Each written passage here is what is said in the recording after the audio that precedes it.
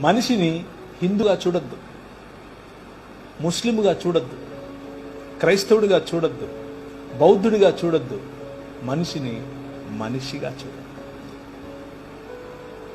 కష్టమా? చాలా కష్టం. చాలా ఈజీగా, చాలా కష్టం. మతం తట్టుకోలేదు, బట్టలు చింపేసుకుంటుంది. నిజంగానే. అంటే ప్రభు అయిన యేసుక్రీస్తును చంపింది ఎవరు అంటే మతమే కాదా? ఆమె రాంగ్?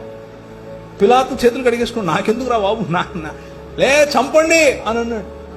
మతం నిజమైన మనిషిని చూస్తే బట్టలు చింపేసుకుంటుంది. ప్రధాన యాజకుడు అన్నాడు, యూదుల రాజుకు క్రీస్తు.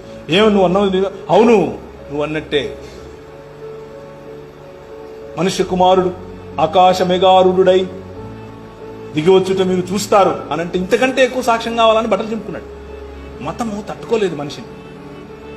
Try to live a real human life.